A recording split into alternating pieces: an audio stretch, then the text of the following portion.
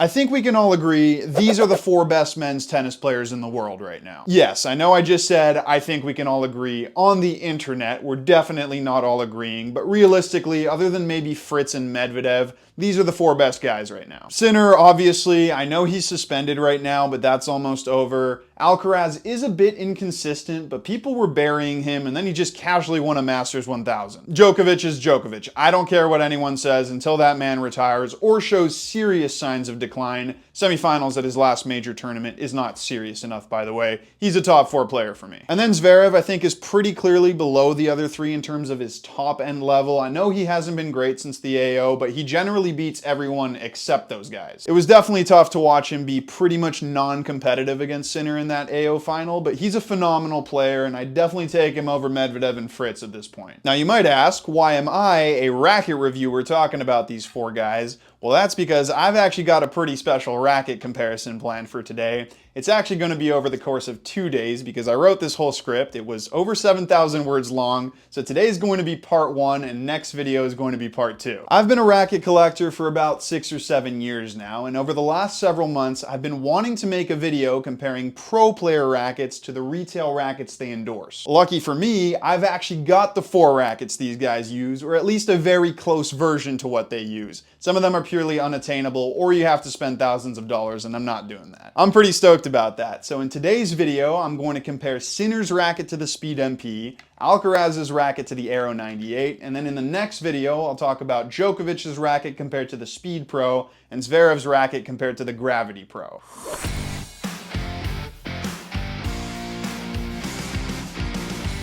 Hey everybody, it's Luca from Rackets Runners. I am super excited for this video. It's something I've been wanting to do for a while now, and it took a lot of effort to find these rackets. That Pro Player Switch video did so well that it gave me a ton of motivation to get this done. So if you guys keep enjoying these types of videos, I'm gonna keep coming up with cool topics to talk about. Now, part of the reason I wanted to make this video was to explain again that pros don't really use the rackets they endorse, and if they do, they usually use a very different weight spec. Not only did I want to find the frames they actually use, but I also wanted to set them up the exact same way that they do, and that was a lot easier said than done. There were some weird balances and ridiculously high swing weights here. I had to tap deep into my skills as a customizer. Wilson Featherthin became my best friend, especially to nail those balance points. I also used our Wilson by ArtoTune Pro for this, and one of the things you'll see with the specs is swing weights being a little bit low and also balance points being a little bit high, and that's because I think our machine is reading a tiny bit off right now. Especially that balance, I actually tested on a physical balance board for all these rackets, and it wasn't perfect every time, but it was closer than what the machine was reading. You'll see, some of these setups are insane. One of the guys is rocking with a string and tension that I would certainly not recommend using for more than half an hour, so playtesting these was also easier said than done. So without further ado, we're going to get right into the comparison. Like I said, today we're going to talk about Sinner and Alcaraz's rackets, and then in the next video we'll talk about Djokovic and Zverev. Jannik Sinner endorses the Head Speed MP, and he actually does use a Speed MP. He uses the Graphene Touch Speed MP from 2016. The one I have here isn't the standard retail paint job, but a limited edition blue one. When Sinner was climbing up the ranks a couple of years ago, I was really curious to see what he was using because he had some crazy power. I found this racket in like under a week in Vancouver, which was really lucky. By the way, information for all these rackets is pretty readily available these days. You can check out forums, and my friend Jonas from Tennis Nerd, I'm sure you know who that is, he pretty much has a database for all this stuff on his website. I mainly use Tennis Nerd articles for the information in this video, for the specs, tension, strings, all that good stuff. So huge thank you to you, Jonas. But anyways, this is Sinner's racket, the Graphene Touch Speed MP. Now let's go over the specs, strings, and tension that he uses because they're pretty wild. Sinner uses Head Hawk Touch at 28 kilos. That's full poly at 61 pounds in a racket that, when it's new, flexes at 64 RA. I'll tell you right now, comfort is not the most redeeming quality of this setup, and while I don't think it's quite as bad as those numbers might suggest, I would be cautious about using this for his whole career. I know he has some of the cleanest technique we've ever seen, and clean technique is crucial for comfort, but over the course of a 20-year career, this could take its toll. Now, in terms of weight, this was one of the hardest rackets to customize. With strings, overgrip, and no dampener. There's not supposed to be a dampener in here. With strings, overgrip, and no dampener, Sinner's racket only weighs 325 grams, but it has a 340 swing weight with a 33.3 centimeter balance. 340 swing weight at only 325 grams is pretty hard to nail, and he has weight at 10 and 2, so I couldn't just stick all that weight at 12 o'clock to keep the static weight down, so I had to do a lot of fiddling here. I got the swing weight pretty quickly, but then the racket was too heavy, so I actually had to replace the replacement grip with a feather thin to try and get that weight down as much as possible. For those of you who don't know, Wilson Feather Thin is kind of a customization godsend because one, it can help to make your grip size smaller, and two, it's about 8 grams lighter than a standard replacement grip. With a Feather Thin, I was around 324 grams at a 338 swing weight, but I didn't have the balance I wanted, so I stuck as much weight as possible into the butt cap, and the final spec you can see on screen here is 326.9 grams, 338 swing weight, and a 33.5 centimeter balance. Remember, those specs might be a little bit off, so within a realistic margin for error, I actually think I did a pretty good job. Now, how did this racket actually play? Because this is the one I enjoyed hitting with the most. I think the most impressive characteristic with this racket is the sheer amount of power and spin that it generates while also feeling insanely consistent and stable. This has a pretty open string bed. It's a 16-19 and it's not super dense in the middle, and yet never once did I feel like the ball was flying on me. In fact, it was actually the opposite. It's such a predictable racket. Some of that has to do with the high tension, obviously, but I think a lot of it is actually that combination of a high swing weight with this frame design. Unlike the current retail model, Sinner's Speed has a 22 millimeter beam. The first one to go to 23 was actually the Graphene 360 model. This also has a 23 millimeter beam, and I think that beam thickness is the biggest difference between these two rackets. There's just something a little bit more responsive and trustworthy about the way this racket shoots the ball out, and I felt so confident taking massive swings, like massive penetrative swings, the way I usually do on 1820s. With 16-19s like this, I usually need to brush up a little more to add that margin, but here I could add the spin if I wanted, but I could also punch through the ball, so this racket makes sense considering how Sinner plays. Obviously, his talent is 99% of it, but he's also found a racket that complements his style extremely well, because he does have modern technique, but also punches through the ball a lot more than the average grindy baseliner. The guy's powerful, this racket's powerful, it's a match made in heaven, and that consistency is a big part of the reason why he's able to play the way he does. It was really cool to see how he plays and then feel the way the racket plays and kind of put those two together because they do match so well. The other thing I really liked here was actually the racket's feel. Now, graphene touch technology wasn't necessarily well received back in the day, but I actually really liked this, especially compared to the feel on the current retail Speed. Part of that is definitely the thinner beam, but there's also this sort of magical crackle when you make good contact with this racket. It's tough to describe. It almost feels like you're breaking the racket when you hit a big ball, but in the best way possible. It's feedback that's different to traditional good feel, but very positive in its own right. It also makes a pretty cool crackling sound, and in comparison, the current Speed is much more muted. That combination of a thicker beam and auxetic 2.0 makes the sweet spot feel a lot less sweet.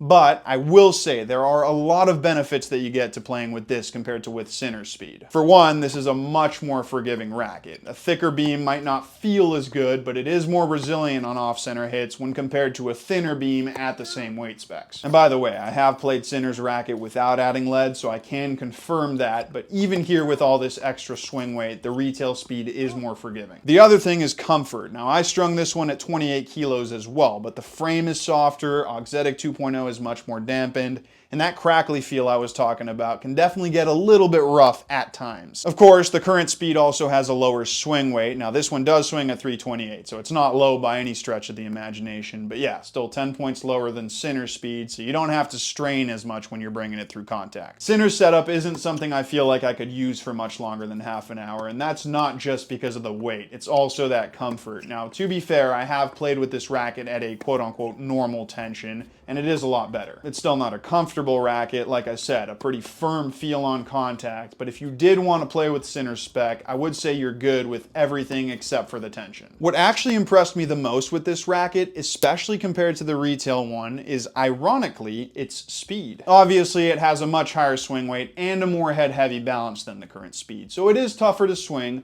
but I weirdly found this racket to actually be more maneuverable. I know that doesn't really make sense, but I'll try to explain. It kind of comes back to that 22mm beam. There's something pretty clunky about the way the current speed feels with the 23mm beam. This almost felt smaller than a 100 square inch tweener. I honestly think with Auxetic 2.0 and how that technology stabilizes the frame, they could go back to that 22mm beam, which would only sacrifice a bit of user friendliness and power, but it would make the racket a lot more speedy. That's one part of the speed line that has kind of been lost in recent years, especially with this one that has a pretty high stock swing weight. So Head, if you're listening, maybe give 22mm a shot again. So I had a ton of fun with this racket. The main thing that really stuck out was just how hard you can hit with it. It complements big, powerful ground strokes so well, so it suits Sinner to a T. Now let's move on to Alcaraz. I went with Sinner's setup first because I thought it was more surprisingly awesome than Alcaraz's Aero. Like, I think there's a bigger difference between this racket and the retail racket than Alcaraz and the retail Aero 98. But I like these two rackets pretty much equally. Now, part of the reason I wasn't too surprised by Alcaraz's setup is because he's actually using the current Aero 98. Now, it might be a pro stock, it might not, but it's definitely an Aero 98. I think he made the switch from the VS when this came out, but this year he did make a pretty substantial change to his setup. Up until now, all accounts were saying that he was using a stock Aero 98 with maybe a slightly more head-heavy balance, but otherwise purely stock specs. 293 swing weight, 31.7 centimeter balance, and 305 grams static weight. During the off-season, he worked with his team to add weight to the racket, hoping that it would help him develop a bit more consistency and also potentially some plow-through and stability on serves and returns. The customization he ended up with and is still using today is that he added 5 grams to the throat. So what did I do? I took a stock Aero 98 and I put 5 grams of lead in the throat. Well, that's not exactly what I did. As a lot of you may know, Beckett from 10Com and I are friends and we hit all the time, and lucky for me, he'd already tested Alcaraz's setup, so he just handed me that Aero 98, and sure enough, it was pretty much right on spec. Go watch his video on Alcaraz's new racket, by the way. Super in-depth. You've probably already watched it, but if you haven't, go take a look. And I got a lot of my spec information from there as well. So Alcaraz's new setup is 310 grams unstrung, 31.7 centimeter balance,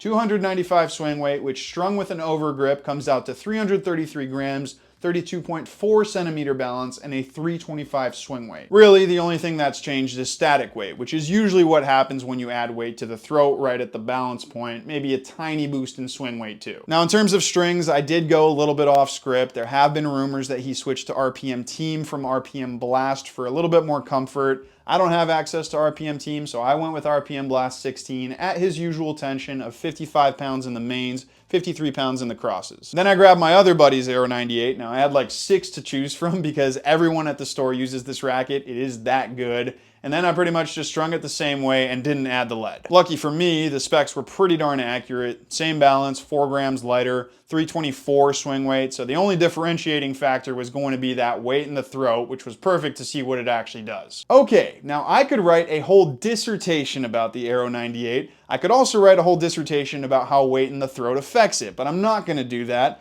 I might do that in a future video if I end up switching to this racket. Actually switching to this racket has become a lot more likely now because whatever issues I've had with it in stock form, this customization pretty much helped eliminate completely. The Aero 98, everyone knows, is extremely spin friendly, much more powerful than your average 98. It's very precise, and for a racket this light, it's remarkably stable in stock form. My slight issue with this racket is that it's still not quite stable enough, and because it's on the lighter side, it doesn't have the most solid, connected feel for the ball. Light rackets, especially stiff light rackets, can feel a little bit tinny, and because of that, I haven't gotten to the point with the Aero 98 where I feel like every time I make contact with the ball, I know exactly how the racket's going to respond. Well, 5 grams in the throat transformed that for me, and I completely understand how Alcaraz landed on this when he was looking to make the racket more solid and consistent. For one, adding weight to the throat adds stability and mass behind the ball without changing the swing characteristics all that much.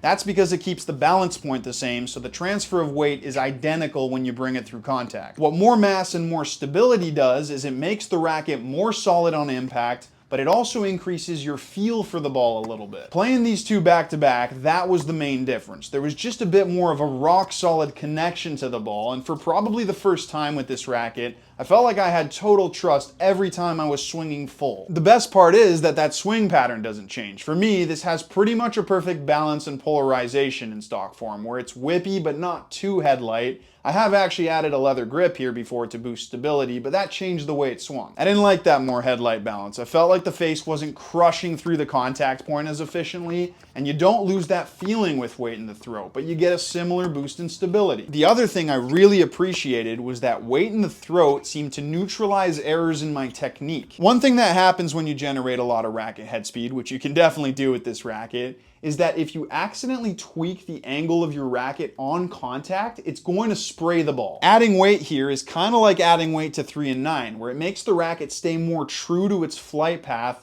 but without making it more difficult to purposefully pronate over the ball. Adding weight at 3 and 9 increases twist weight, so it's harder to do this motion, which is obviously really important for generating spin. I can actually use my experience with Sinner's racket as an example of what I'm explaining. Sinner adds weight at 10 and 2, which increases twist weight. I've tried this racket at a 340 swing weight with that lead at 10 and 2, but also with all the weight at 12 o'clock, and I preferred it with all the weight up here. I think that's exactly what Alcaraz wanted with this customization. He doesn't want to lose that really good hoop feel that you get from the Arrow's design, but he does want that boost in consistency, and that's pretty much spot on with what I felt. Very, very cool. Like, actually super impressed with how well this racket played. I haven't experimented with that much weight in the throat before. This was pretty much exactly what I was looking for with this racket. I also think this is such a perfect setup for Alcaraz because this racket complements his technique so well. I don't really naturally have a straight arm forehand, but this racket makes you want to hit that way. Especially now with the added weight, it's so stable and it still has a quick flight path, kind of like the RF97, which I was talking about with Beckett. That's also a racket that works really well for that technique. This is kind of like that, but more modern, quicker, with more spin potential. I'm gonna spend more time with this exact spec because it's still just as spin friendly, powerful, precise, and it still has great maneuverability, but now it's more consistent. So this is some pretty good customization to do to your Aero 98. This is also the racket that is by far the most user-friendly out of all 4 of these. We're gonna keep the next ones for part 2, but these next 2 have some insane weight specs. Sinner's speed is definitely tougher to use because of that high swing weight, but I actually think because of the way this Aero is designed, it doesn't actually need that high swing weight that most pros like. It's a thicker beam, so there's naturally more mass behind the ball to give you that power and spin that a higher swing weight gives you. I do think maybe in the future Alcaraz could do with a slightly higher swing weight because it would just add to his already very powerful game, but for now he doesn't really need it, and that boost in consistency and stability that he got from weight in the throat is pretty much perfect. I'm going to end part 1 of the video, but I'm really excited for part 2. I've already written it, so I'll try to get it out as soon as possible. These 2 are really modern rackets, but Djokovic's and Zverev's, well, they're a lot more classic in that pro playability. At the end of part 2, I'll do a more all-encompassing wrap-up comparing the 4 rackets, but for now, that is going to be the end of this video. Thank you so much for watching. If you do want to demo the current retail Speed MP and Aero 98, you can come visit us in-store. I'm sorry, you can't test the Pro Player rackets. And if you want to buy those rackets, you can visit us online at racketsandrunners.ca.